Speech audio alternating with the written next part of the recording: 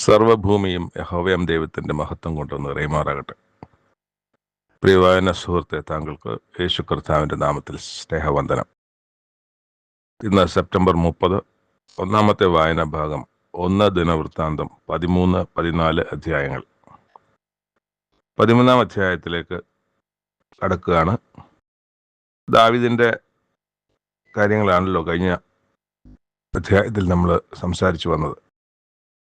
ഇവിടെ ദാവീദ് സഹസ്രാധിപന്മാരോടും ശതാധിപന്മാരോടും സകല നായകന്മാരോടും ആലോചിച്ച ശേഷം ഇസ്രായേലിന്റെ സർവ്വ സഭയോടും പറഞ്ഞത്, നിങ്ങൾക്ക് ഇഷ്ടവും സമ്മതവും ഒക്കെ ആണെങ്കിൽ നാം ഇസ്രായേൽ ദേശത്ത് എല്ലായിടവുമുള്ള നമ്മുടെ ശേഷം സഹോദരന്മാരും അവരോടുകൂടെ പുൽപ്പുറങ്ങളിലുള്ള പട്ടണങ്ങളിൽ ക്കുന്ന പുരോഹിതന്മാരും ലേവ്യരും നമ്മുടെ അടുക്കൽ വന്നുകൂടേണ്ടതിന് എല്ലായിടവും ആളയക്കുക. എന്തിനാണെന്നറിയാമോ? നമ്മുടെ ദൈവത്തിന്റെ പെട്ടകം നമ്മുടെ അടുക്കൽ കൊണ്ടുവരേണ്ടതിനാണ്. ശൗലിന്റെ കാലത്ത് നാം അതിനെ ഗണ്യമാക്കിയില്ലല്ലോ. ശൗലിന്റെ കാലത്ത് ഗണ്യമാക്കിയില്ല എന്നുള്ളതാണ് അദ്ദേഹം പറയുന്നൊരു കാര്യം. അപ്പൊ ഈ പെട്ടകം ഇന്നിരിക്കുന്നത് അബിനാദാബിന്റെ വീട്ടിലാണ്. അബിനാദാബിന്റെ വീട്ടിൽ എത്തപ്പെട്ടത് യുദ്ധത്തിൽ ഫെലിസ്ത്യർ പെട്ടകം പിടിച്ചുകൊണ്ട് പോവുകയാണ്. ഫെലിസ്ത്യർ പറയുന്നത് പെട്ടകം അവരുടെ കൂടെ ഉള്ളത് കൊണ്ടാണ് അവർ യുദ്ധം ജയിക്കുന്നത് എന്നുള്ളത് കൊണ്ട് അവർ ഒരവസരം കിട്ടിയപ്പോൾ യുദ്ധത്തിൽ തോൽപ്പിച്ച് അവർ ഈ പെട്ടകം കൊണ്ടുപോവുകയാണ്. പെട്ടകം കൊണ്ടുപോയത് പക്ഷെ അവർക്ക് വിനയായി. പെട്ടകം കൊണ്ടുപോയപ്പോഴത്തേക്ക് ഫെലിസ്ത്യരെ ദൈവം മൂലക്കുരുക്കളാൽ ബാധിച്ചു. അതുപോലെ തന്നെ സകലയിടവും എലിയെ കൊണ്ട് നിറഞ്ഞു. ഇത് അവർക്ക് വലിയ ബുദ്ധിമുട്ടായി. അപ്പോൾ അവർക്ക് മനസ്സിലായി ഈ പെട്ടകം ഇവിടെ വന്നതുകൊണ്ടാണ് ഈ ബാധ നമുക്ക് വന്നത് എന്ന് മനസ്സിലായി. അങ്ങനെ അവർ പെട്ടകം അവിടുന്ന് പറഞ്ഞു വിടാൻ തീരുമാനിച്ചു. പെട്ടകത്തെ ഒരു കാളവണ്ടിയിൽ കയറ്റി കാളകൾ തനിയെ അത് തെളിച്ചു കൊണ്ടുപോകത്തക്ക രീതിയിൽ അവർ തീരുമാനിച്ചു. അതിനകത്ത് മൂലക്കുരു, സ്വർണത്തിലുള്ള പൊന്നുകൊണ്ടുള്ള മൂലക്കുരുക്കളെയൊക്കെ പെട്ടി ഒരു ബോക്സിനകത്താക്കി വെച്ചാണ് ഇത് അയക്കുന്നത്. അവർക്കൊരു നേർച്ച പോലെ, അത് ആ ബാധ മാറാൻ വേണ്ടിയിട്ട്. ഇവർ പറയുന്നുണ്ട്, ഇന്ന വഴിയെ പോവുകയാണെങ്കിൽ അത് ശരിയായിട്ടും അത് അവരുടെ ദൈവമായ യഹോവ തന്നെയാണ് നമ്മളെ ബാധിച്ചതെന്ന് നമുക്ക് മനസ്സിലാവും. അപ്പോൾ രണ്ട് വഴിയിൽ അവർ പറയുന്ന പോലെ, അവരുദ്ദേശിച്ച പോലെ തന്നെ ആ വഴിക്ക് തന്നെ ആ പെട്ടകം പോവുകയും ചെയ്തു. കാളവണ്ടി പോവുകയും ചെയ്തു. വഴിയിൽ വെച്ച് ബേത്ത്ശേമെശിലെത്തിയപ്പോൾ ബേത്ത്ശേമെശ് ലേവ്യർക്ക് കൊടുത്ത പ്രദേശമാണ്. ബേത്ത്ശേമെശ് യോശുവയുടെ കാലത്ത് അവിടെ വെച്ച് ബേത്ത്ശേമെശിലുള്ള ലേവ്യർ ഈ പെട്ടകം കാണുകയും അവർ ആ പെട്ടകത്തെ അവിടെ ഇറക്കുകയും ആ കാളകളെ, ആ കാളവണ്ടിയുടെ വിറവ് കൊണ്ട് തന്നെ ആ കാളകളെ യാഗം കൊടുക്കുകയൊക്കെ ചെയ്യുന്നുണ്ട്. എന്നിട്ട് ആ പെട്ടകം പിന്നെയും അത് ചെന്നിട്ട് അവസാനം വന്നത്, അതിൻ്റെ യാത്ര അവസാനിക്കുന്നത് അബിനാദാബിൻ്റെ വീട്ടിലാണ്. അങ്ങനെയാണ് അബിനാദാബിൻ്റെ വീട്ടിൽ അത് എത്തുന്നത്.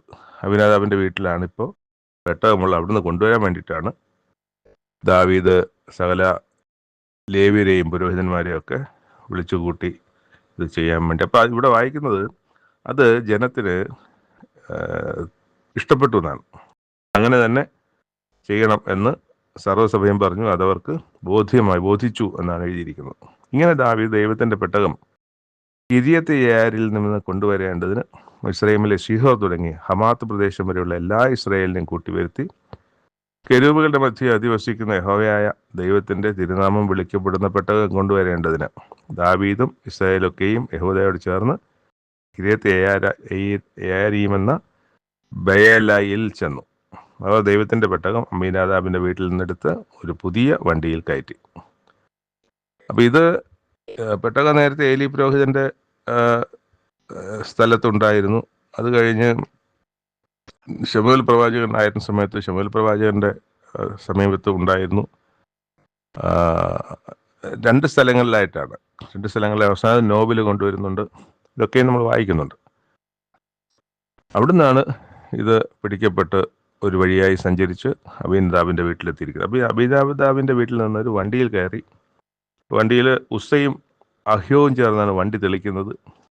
ദാവീദും എല്ലാ ഇസ്രായേലും ദൈവത്തിന്റെ സന്നിധിയിൽ പൂർണ്ണ ശക്തിയോടെ പാട്ടുപാടിയും കിന്നരം, വീണ, തപ്പ്, കൈത്താളം കാഹളം എന്നീ വാദ്യങ്ങൾ ഘോഷിച്ചും കൊണ്ട് നൃത്തം ചെയ്തു. ഈ ദാവീദിനെ സംബന്ധിച്ച് ദാവീദിന്റെ ചെറുപ്പകാലം മുതൽ തന്നെ, അതായത് ബാലനായിരിക്കുന്ന സമയത്ത് തന്നെ ദാവീദിന് ദൈവമായിട്ടുള്ള ബന്ധത്തിലുള്ള ദൈവത്തിനോടുള്ള ശുഷ്കാന്തി നമുക്ക് അറിയാം, നമ്മൾ വായിച്ച് മനസ്സിലാക്കിയിട്ടുണ്ട്. അപ്പം അങ്ങനെ ദൈവത്താൽ ഞാൻ ഒരു സിംഹത്തെ കൊന്നു, ദൈവത്താൽ ഞാനൊരു കരടിയെ കൊന്നു, അതുകൊണ്ട് ഈ ഫെലിസ്തീനെയും ഞാൻ കൊല്ലും എന്നാണ് ഫെലിസ്തീനായ ഗോലിയാത്തിനെ നേരിടുമ്പം പറയുന്നത്.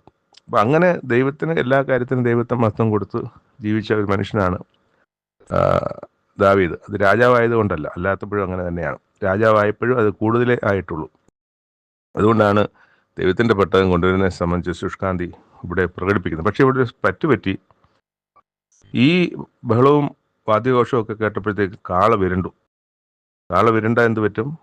വിരളുമ്പോഴത്തേക്ക് കാളവണ്ടി ഉലയാനും പെട്ടകം താഴെ പോകാനും സാധ്യതയുണ്ട്.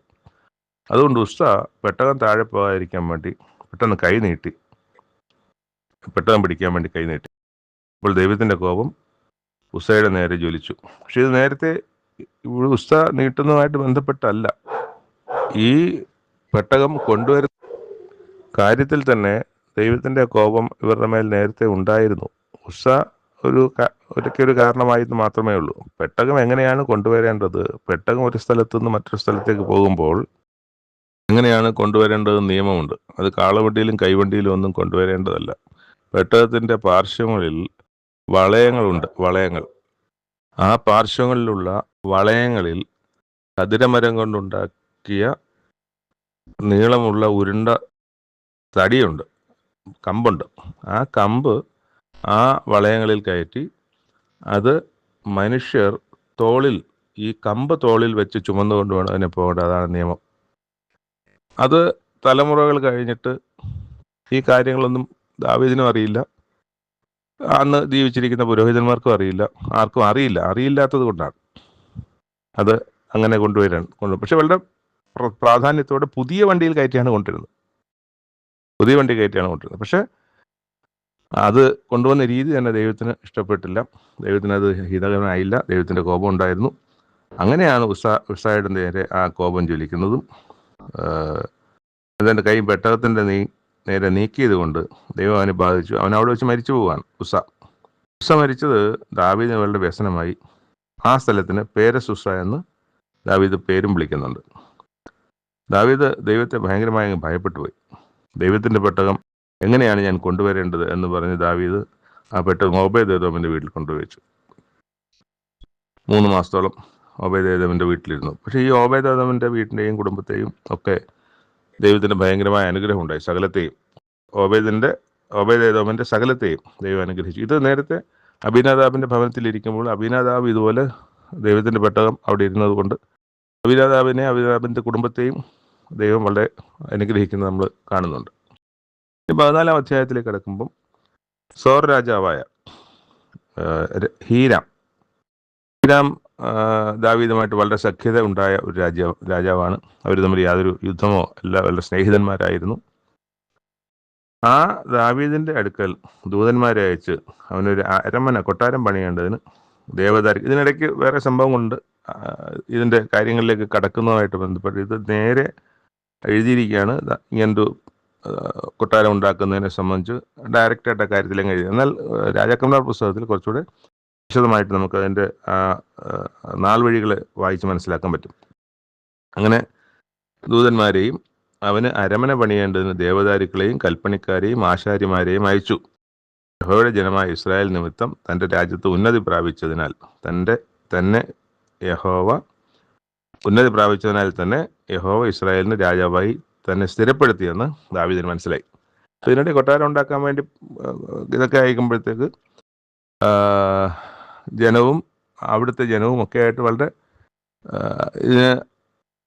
ഇതിന് സൂത്രപ്പണികൾ ചെയ്യേണ്ടതിന് ആളിനെ നിയമിക്കുന്നതും ഇതിൻ്റെ കണക്കും കാര്യങ്ങളും എല്ലാ കാര്യങ്ങളെക്കൊണ്ട് വിശദമായ വിവരണങ്ങളൊക്കെ നമുക്ക്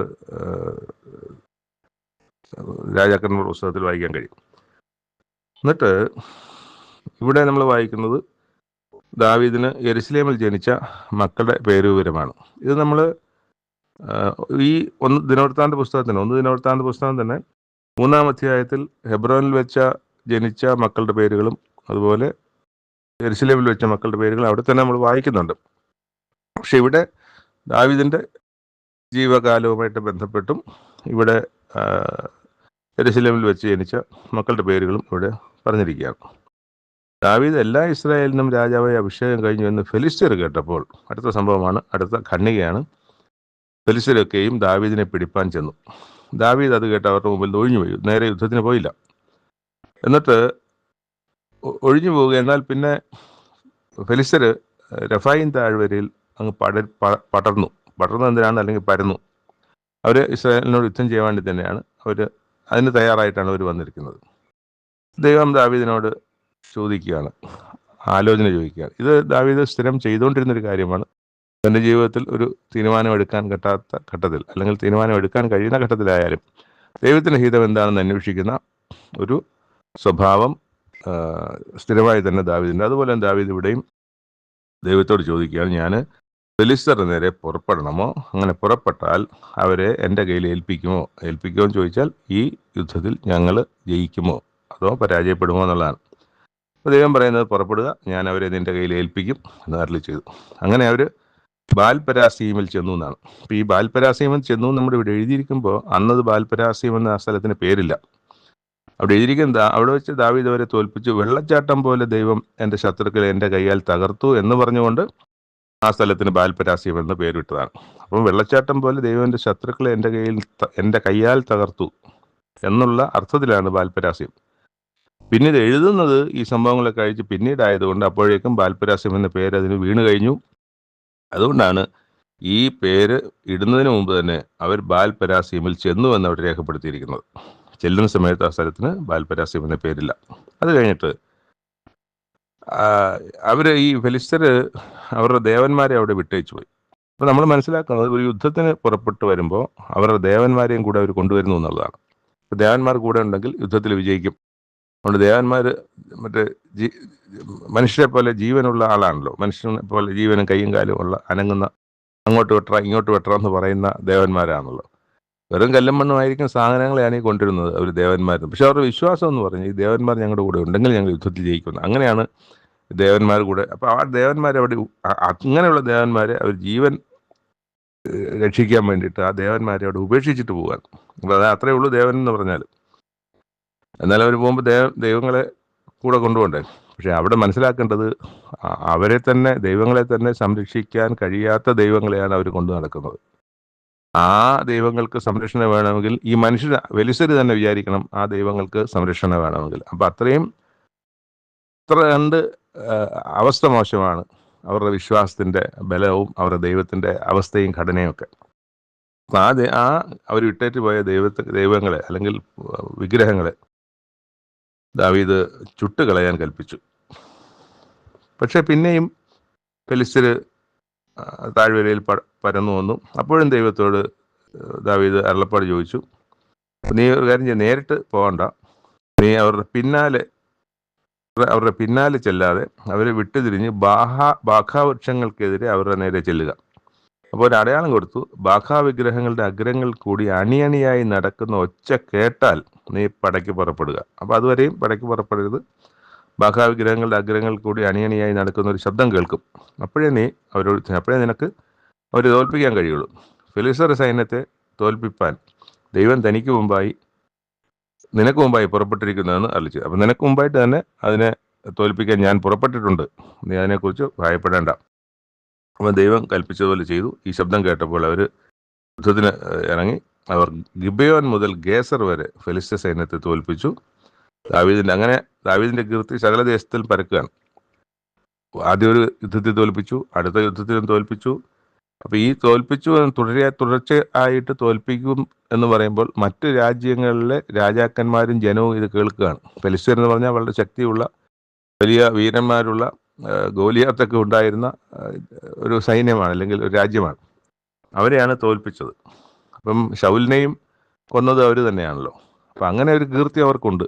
ആ കീർത്തിയാണ് തുടരെ യുദ്ധങ്ങളിൽ ഇല്ലാതായിക്കൊണ്ടിരിക്കുന്നത്.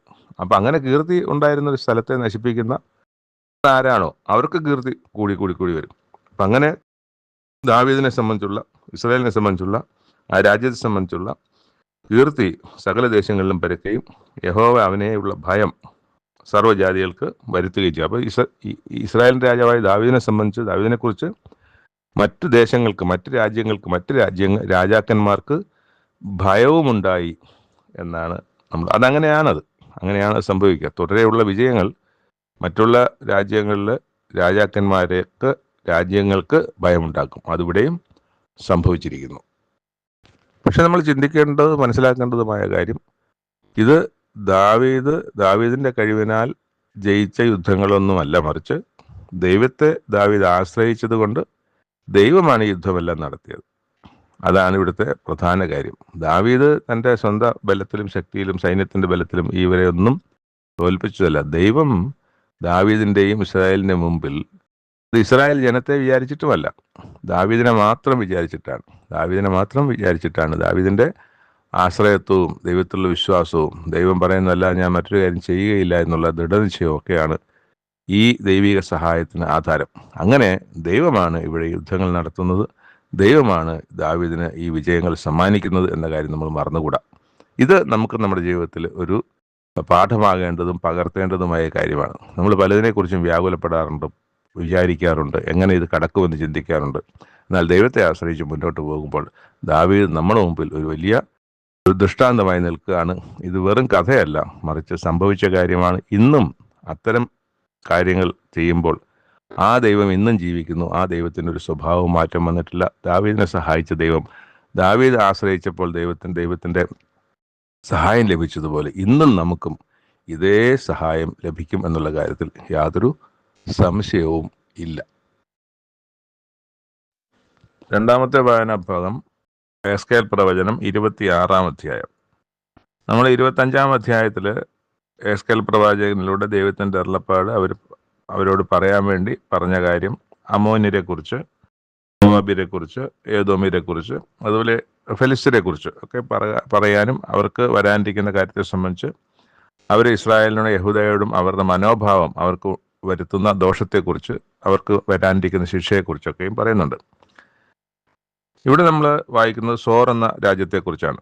സോറ് പണ്ട് ദാവീദിന്റെ കാലത്ത്, നമ്മൾ ഇന്ന് ദിനവൃത്താന്ത പുസ്തകം വായിക്കുമ്പോൾ നമ്മൾ വായിക്കുന്നുണ്ട്, സോർ രാജാവാണ് എല്ലാ സഹായവും കൊട്ടാരം പണിയുന്നതിന്, അതുപോലെ ശേഷം ദേവാലയം പണിയുന്നതിനൊക്കെ വലിയ സഹായം ചെയ്ത ആളാണ് സോർ രാജാവ്. പക്ഷെ ആ സോർ രാജാവുമായിട്ട് വളരെ സൗഹൃദത്തിലിരുന്നിടത്ത് നിന്ന് പിന്നീട് വളരെ കാലം കഴിയുന്നതിന് മുമ്പ് തന്നെ ആ ബന്ധം മോശമാവുകയും ശലോമോന്റെ കാലം കഴിയുമ്പോഴത്തേക്ക് പൂർണ്ണമായി അത് മോശമാവുകയും പിന്നീട് വലിയ ശത്രുക്കളായി മാറുകയും ചെയ്യുകയാണ്. അപ്പോൾ ആ സോറിനെ കുറിച്ചാണ് ഇവിടെ നമ്മൾ വായിക്കുന്നത്. ഇത് സംഭവിക്കുന്നത് 11-ാം ആണ്ട് 1-ാം തീയതി എന്നാണ് നമ്മൾ 1-ാമത്തെ വാക്യത്തിൽ, 26-ാം അധ്യായത്തിൻ്റെ 1-ാമത്തെ വാക്യത്തിൽ അതിൻ്റെ തീയതി പറയുന്നുണ്ട്. 11-ാം മാസം 1-ാം തീയതി, അതായത് യഹോയാക്കീൻ രാജാവിൻ്റെ പ്രവാസത്തിൻ്റെ 11-ാം ആണ്ട് നമ്മൾ വായിക്കണം. 1-ാമത്തെ അധ്യായത്തിൽ, എസ്കേൽ പ്രവചനം 1-ാമത്തെ അധ്യായത്തിൽ തന്നെ ഈ കാലത്തെക്കുറിച്ച് നമ്മൾ പറയുന്നുണ്ട്. അവിടെ 5-ാം വർഷം എന്നാണ് തുടങ്ങുന്നത്. അത് കഴിഞ്ഞ് നമ്മൾ ഇതിന് 9-ാമത്തെ വർഷമെന്ന് നമ്മൾ കാണുന്നുണ്ട്. 9-ാമത്തെ വർഷമല്ലേ, അത് 10-ാമത്തെ വർഷമാണ്. 9-ാമത്തെ ആണ്ട് 10-ാം മാസം 10-ാം തീയതി നമ്മൾ തൊട്ടുമുമ്പിലത്തിന് മുമ്പിൽ 24-ാം അധ്യായത്തിൽ നമ്മൾ കാണുന്നുണ്ട്. ഇന്നിപ്പോൾ 26-ാം അധ്യായത്തിൽ അത് 11-ാം ആണ്ട് 1-ാം തീയതി എന്ന് നമ്മൾ വായിക്കുന്നുണ്ട്. 11-ാം ആണ്ട് 1-ാം തീയതി എന്ന് പറയുമ്പോൾ 11-ാം ആണ്ട് 1-ാം മാസം 1-ാം തീയതി തന്നെ ആയിരിക്കും. 11-ാം ആണ്ടിൻ്റെ 1-ാം തീയതി എന്ന് പറയുമ്പോൾ 11-ാം ആണ്ടിൻ്റെ 1-ാം മാസം 1-ാം തീയതി, അങ്ങനെ നമുക്ക് അതിനകത്ത് ആ മാസം പറഞ്ഞിട്ടില്ല. പറയുന്നത് ഈ സോറ് യെരുശലേമിനെ കുറിച്ച് നന്നായി, ജാതികളുടെ വാതിലായിരുന്നവൾ തകർന്നുപോയി, അവൾ എങ്കിലേക്ക് തിരിഞ്ഞിരിക്കുന്നു, അവൾ ശൂന്യമായി തീർന്നതുകൊണ്ട് ഞാൻ ഇനി അധികം നിറയും എന്ന് സോർ പറയുന്നത് കൊണ്ട്. അപ്പം ഇത് ഇവിടെ നമ്മൾ ഇന്നലെ വായിച്ച അധ്യായത്തിലും ഈ ദേശങ്ങളുടെ, ഈ ജനത്തിൻ്റെ, രാജാക്കന്മാരുടെ ഒക്കെ ദൈവജനത്തോടുള്ള മനോഭാവം കൊണ്ടാണ് അവർക്കൊക്കെ ആ ശിക്ഷകൾ വരുന്നതല്ലേ അവരെ കുറിച്ച് അങ്ങനെ പറയുന്നത്. ഇവിടെ സോർ അങ്ങനെ പറഞ്ഞതുകൊണ്ട് സോറെ, ഞാൻ നിനക്ക് വിരോധമായിരിക്കുന്നു. സമുദ്രം തൻ്റെ തിരകളെ കയറി വരുമാറാക്കുന്നത് പോലെ ഞാൻ അനേകം ജാതികളെ നിന്റെ നേരെ പുറപ്പെട്ടു വരും. സോറിനൊരു പ്രത്യേകതയുണ്ട്. സോറ് കടലിലേക്ക് ഇങ്ങനെ തള്ളി, മെഡിറ്ററേനിയൻ കടൽ മഹാസമുദ്രത്തിലേക്ക് തള്ളി നിൽക്കുന്ന ഒരു പ്രദേശമാണ്. അതിൻ്റെ വടക്ക് വശവും തെക്ക് വശവും പടിഞ്ഞാറ് വശവും കടലാണ്. ഈ കിഴക്ക് വശം മാത്രമേ ഉള്ളൂ ഭൂമിയായിട്ട്, അല്ലെങ്കിൽ ഈ ഇസ്രായേലൊക്കെ വരുന്ന ആ ഭൂമിയായിട്ട് ചേർന്ന് കിടക്കുന്നത്. ലെബനോനും ഇസ്രായേലൊക്കെ ചേർന്ന് വരുന്ന ഭൂമിയായിട്ട്. ബാക്കി 3 വശവും വെള്ളത്താൽ ചുറ്റപ്പെട്ടാണ് കിടക്കുന്നത്. അതുകൊണ്ട് തന്നെ അവർക്ക് കപ്പൽ യാത്രകൾ വളരെ അനുകൂലമാണ്. ഇന്ന് നമ്മുടെ വിമാനയാത്രകൾ എത്രത്തോളം നമുക്ക് ഗുണമാകുന്നത് പോലെ അന്ന് ഭൂമിയിൽ കൂടെ അല്ലെങ്കിൽ കരയിൽ കൂടെയുള്ള യാത്രയേക്കാൾ കൂടുതൽ അവർ ആശ്രയിച്ചിരുന്നത് കടലിലാണ്. കാരണം വേഗത്തിൽ എത്താൻ പറ്റും. കരയിലൂടെയുള്ള യാത്ര വളരെ ദുർഘടമാണ്, അത് സമയമെടുക്കും. നടന്നുമൊക്കെയാണ് അന്ന് മൃഗവും നടപ്പും ഒക്കെയാണ് അന്നുള്ളത്. പക്ഷേ കപ്പൽ വേഗത്തിൽ കാര്യങ്ങൾ സഞ്ചരിക്കുന്നത്. അവർ സാമ്പത്തികമായി തന്നെ ഒരുപാട് ദേശങ്ങളുമായി രാജ്യങ്ങളുമായി കച്ചവട ബന്ധങ്ങൾ ഉള്ളതുകൊണ്ട് സാധനങ്ങൾ ഇങ്ങോട്ട് കൊണ്ടുവരാൻ അങ്ങനെയാണ് ദാവീദിന്റെ കാലത്ത് ഇതെല്ലാം സഹായിച്ചത് കടലിൽ കൂടെയാണ് മരങ്ങളൊക്കെ കെട്ടി ഇട്ട് കൊണ്ടുവന്നതും ഒക്കെ അങ്ങനെയാണ്. അപ്പം കടൽ അവർക്ക് ഒരു വലിയ അനുഗ്രഹമായിരുന്നു. കടൽ അവരെ സമ്പത്ത് വർദ്ധിപ്പിക്കാൻ, പ്രതാപം വർദ്ധിപ്പിക്കാൻ ഒരു ഉതകി. അത് സംഭവിക്കുകയും ചെയ്തിട്ടുണ്ട്. അപ്പം ആ സമുദ്രം തൻ്റെ തിരകളെ കയറി വരുമാറാക്കുന്നത് പോലെ ഞാൻ അനേകം ജാതികളെ നിന്റെ നേരെ പുറപ്പെട്ടു വരുമാറാക്കും. അപ്പം കടലിലൂടെ അങ്ങോട്ട് യാത്ര ചെയ്ത് പോകുന്നത് പോലെ തന്നെ ഇങ്ങോട്ടും ആളുകൾക്ക് കടന്നു വരാൻ പറ്റും. അങ്ങനെയാണ് കച്ചവടം നടക്കുന്നത്. അപ്പോൾ ഈ ശത്രുക്കൾ വരുമ്പോഴും ഈ പ്രശ്നമുണ്ട്. ശത്രുക്കൾക്കും 3 വശത്തൂടെയും ഈ രാജ്യത്തെ ആക്രമിക്കാൻ കഴിയും. അങ്ങനെ ഒരു അപകടവുമുണ്ട്. അപ്പോൾ അത് തന്നെയാണ് ദൈവം ഇവിടെ പറയുന്നത്. സമുദ്രം തന്നെ തിരകളെ കയറി വരുമാറാക്കുന്നത് പോലെ ഞാൻ അനേകം ജാതികളെ നിന്റെ നേരെ പുറപ്പെട്ടു വരുമാറാക്കും. അവർ സോറിൻ്റെ മതിലുകളെ നശിപ്പിച്ച് അതിൻ്റെ ഗോപുരങ്ങളെ ഇടിച്ചുകളെയും ഞാൻ അതിൻ്റെ പൊടി അടിച്ചു വാരിക്കളഞ്ഞ് അതിനെ വെറും പറയാക്കും. അപ്പോൾ എങ്ങനെയാണ് മുമ്പോട്ടെന്നുള്ള കാര്യങ്ങളൊക്കെ അവിടെ വിശദമായിട്ട് എഴുതിയിട്ടുണ്ട്. അത് മുഴുവൻ വായിച്ചു തീർക്കാൻ സാധ്യമല്ല. അങ്ങനെ ഞാൻ യഹോവയെന്ന് അവർ അറിയും.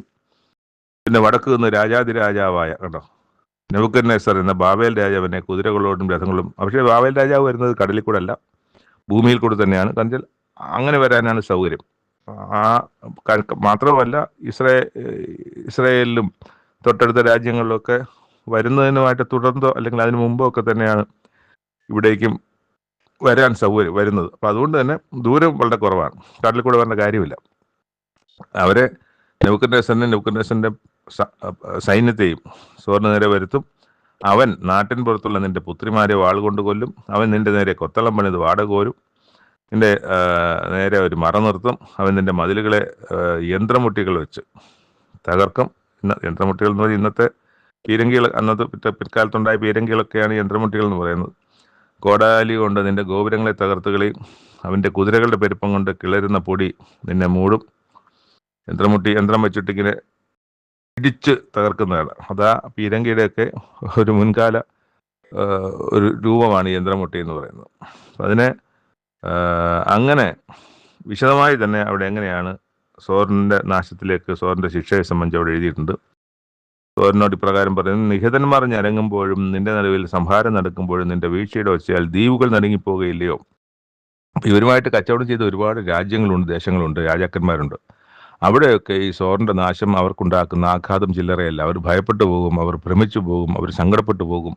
ഇതിനെക്കുറിച്ചാണ് അവിടെ എഴുതിയത്. താഴോട്ട് അതിനെക്കുറിച്ചൊക്കെ എഴുതിയിട്ടുണ്ട്. ഞാൻ നിന്റെ നിവാസികളില്ലാത്ത പട്ടണം പോലെ ശൂന്യമാക്കും എന്നാണ് പറയുന്നത്. അപ്പോഴും ഞാൻ നിന്റെ മേൽ ആഴിയെ വരുത്തി പെരുവെള്ളം നിന്നെ മൂടുമ്പോഴും ഞാൻ നിന്നെ കുഴിയിലിറങ്ങുന്നവരോടുകൂടെ പുരാതന ജനത്തിൻ്റെ അടുക്കൽ ഇറക്കുകയും നിനക്ക് നിവാസികളില്ലാതിരിക്കേണ്ടതിനും നീ ജീവനുള്ള പ്രദേശത്ത് നിലനിൽക്കാതിരിക്കേണ്ടതിനും ഇങ്ങനെയൊക്കെയാണ് വന്നിട്ടാണ് പറഞ്ഞതിന്.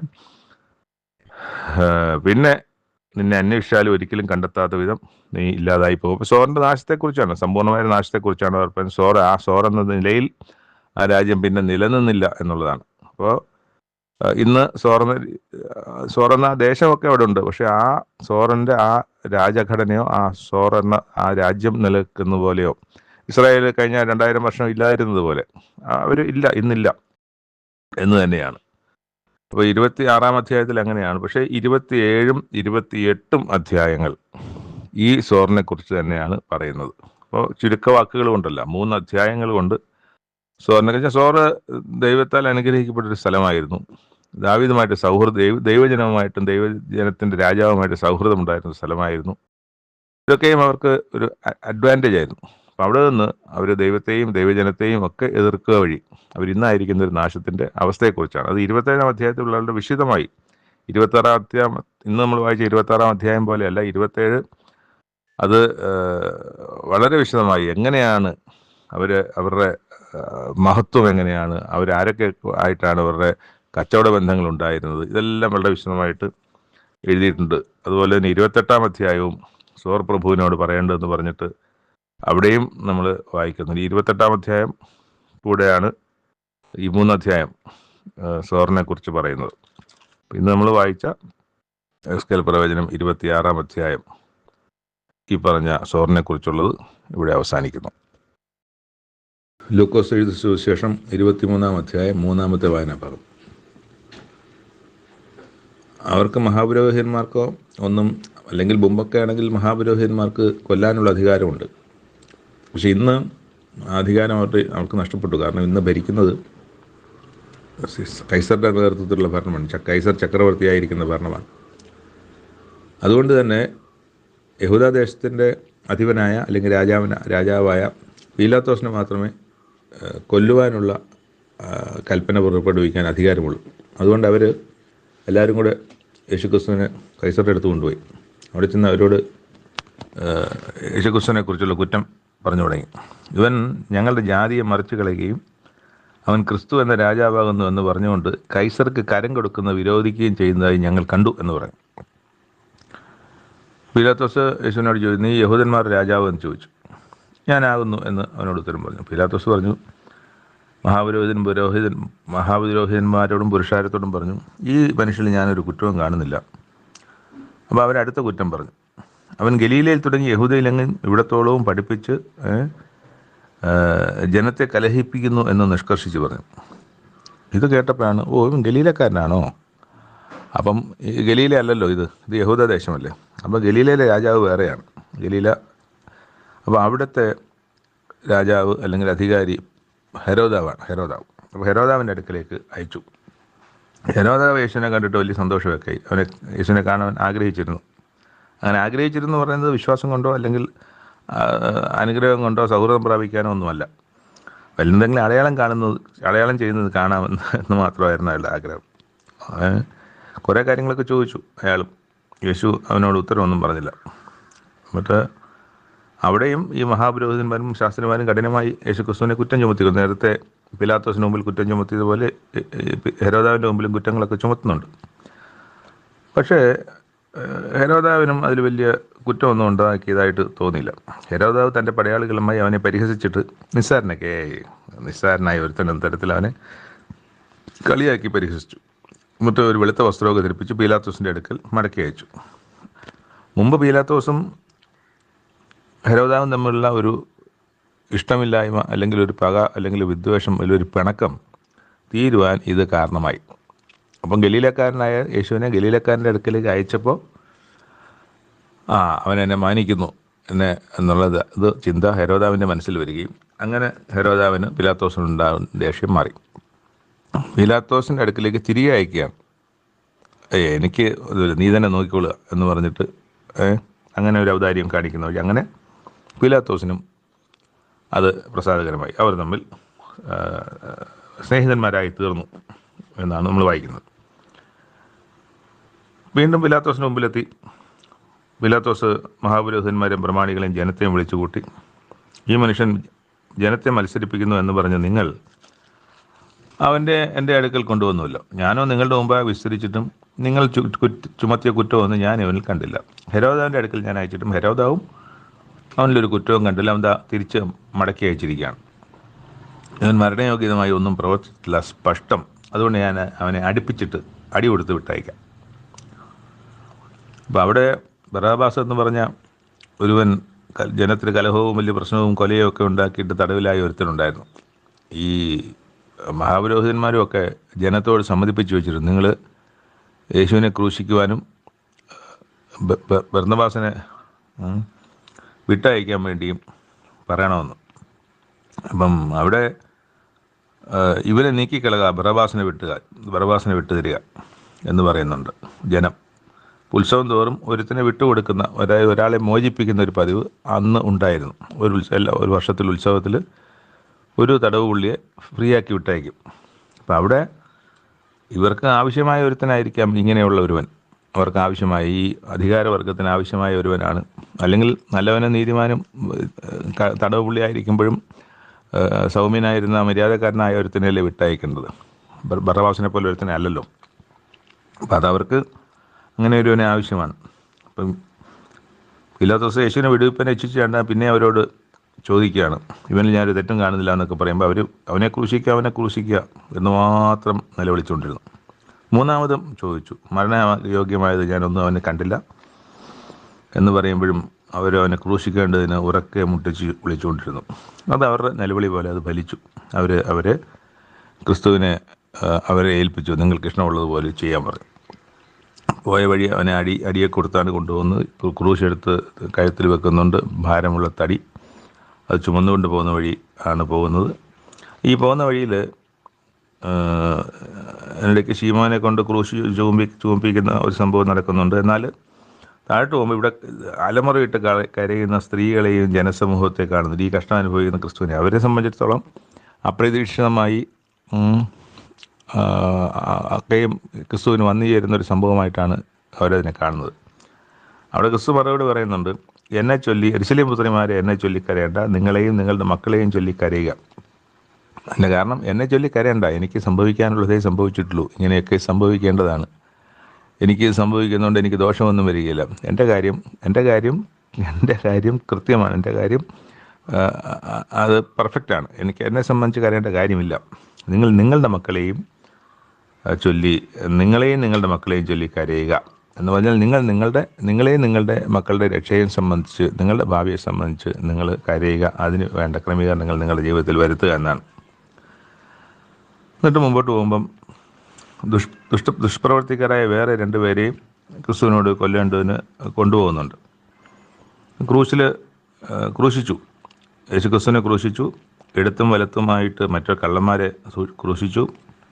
യേശു അവിടെ വെച്ച് ദൈവത്തോട് പ്രാർത്ഥിക്കുന്ന പ്രാർത്ഥന ക്രിസ്ത്യാനികൾക്ക് മാത്രമല്ല, ലോകത്തെ സകല ജനത്തിനും അറിയാവുന്നൊരു പ്രാർത്ഥനയാണിത്. പിതാവ്, ഇവർ ചെയ്യുന്നത് ഇന്നതെന്ന് അറിയായ കൊണ്ട് ഇവരോട് ക്ഷമിക്കണമേ.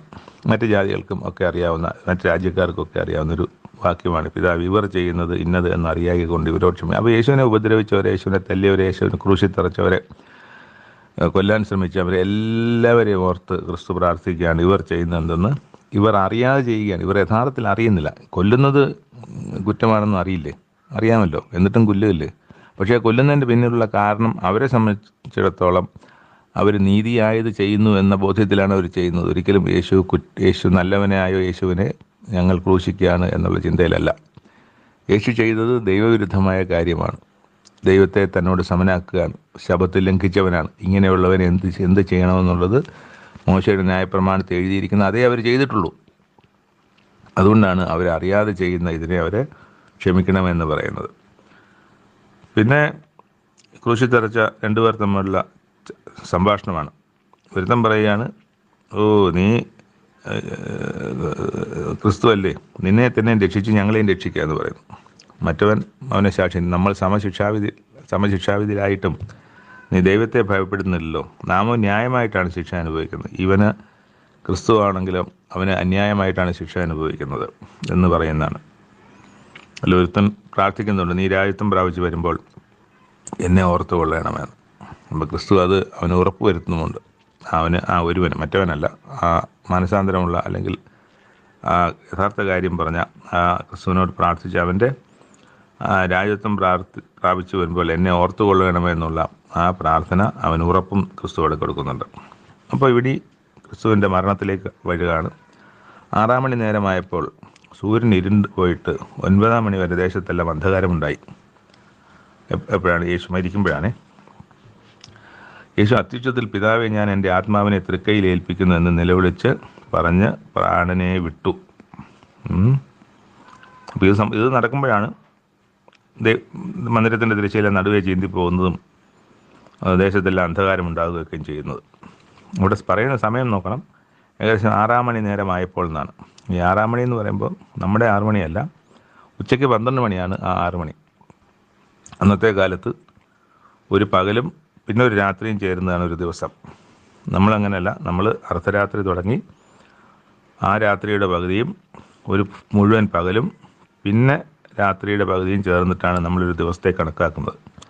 അക്കാലത്ത് അങ്ങനല്ല. അക്കാലത്ത് ആയിരുന്നത് രാവിലെ 6 മണി എന്ന് പറയുന്ന സമയം, അല്ലെങ്കിൽ അതിനോടടുത്ത സമയം, 0 തുടങ്ങി 7 മണിയാകുമ്പം 1 മണി, 8 മണിയാകുമ്പോൾ 2 മണി, 9 മണിയാകുമ്പോൾ 3 മണി. 3-ാം മണി നേരം എന്ന് പറയുമ്പോൾ 9 മണിയാണ്. അത് കഴിഞ്ഞ് 10 മണിയാകുമ്പോൾ 4 മണി, 11 മണിയാകുമ്പോൾ 5 മണി, 12 മണിയാകുമ്പോൾ 6 മണി. ഉച്ച സമയം എന്ന് പറയുമ്പോൾ 6 മണിയാണ്.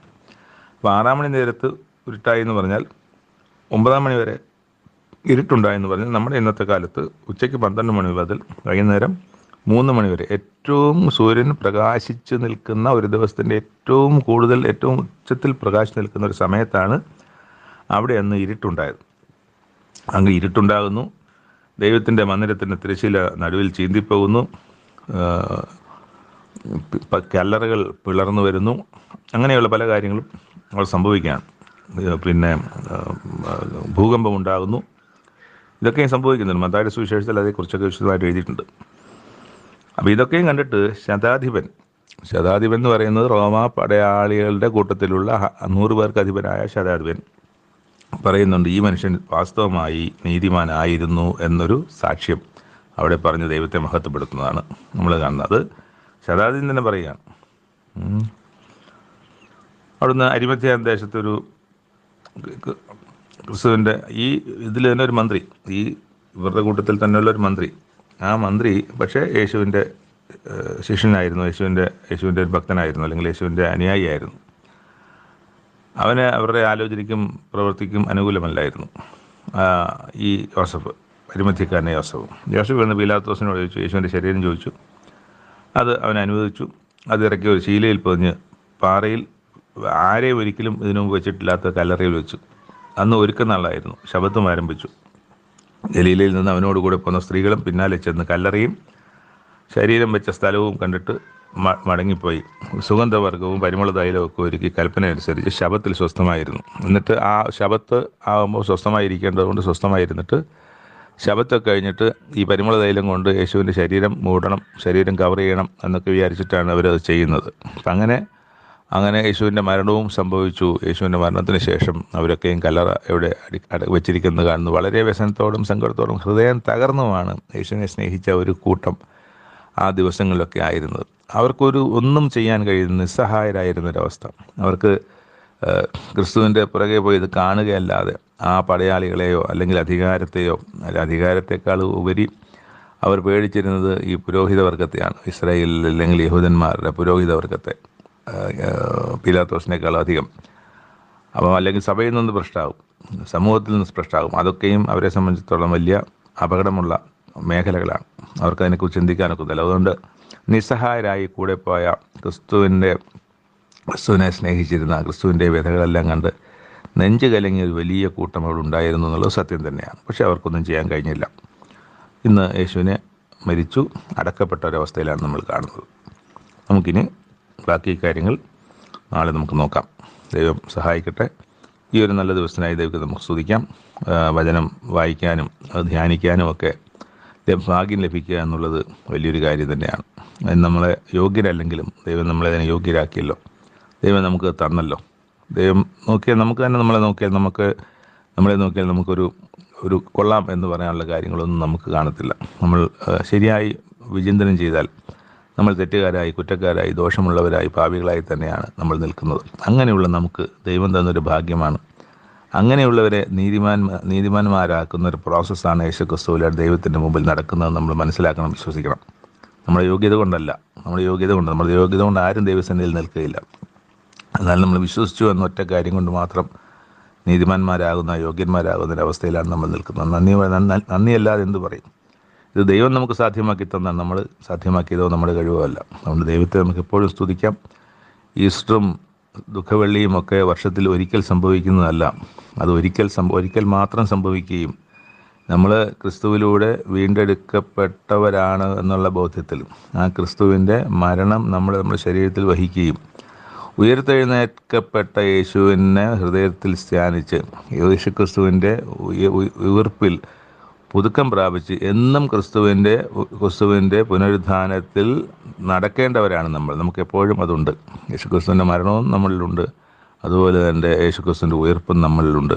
അത് വർഷത്തിലൊരിക്കലുണ്ടാകേണ്ടതല്ല, എല്ലാ ദിവസവും എല്ലാ നിമിഷവും നമ്മുടെ ഹൃദയത്തിൽ ആ സ്മരണ ഉണ്ടാകേണ്ടതാണ്. നമ്മൾ ഈസ്റ്ററിൽ ജീവിക്കുന്നവരാണ്, വർഷത്തിൽ ഈസ്റ്റർ കൊണ്ടാടേണ്ടവരല്ല, മറിച്ച് ഈസ്റ്ററിൽ ജീവിക്കുന്നവരാണ്. ആ ബോധ്യത്തിൽ നമുക്ക് മുന്നോട്ട് പോകാൻ ദൈവം സഹായിക്കട്ടെ. കേട്ടിരുന്ന താങ്കളെ ദൈവം അനുഗ്രഹിക്കട്ടെ.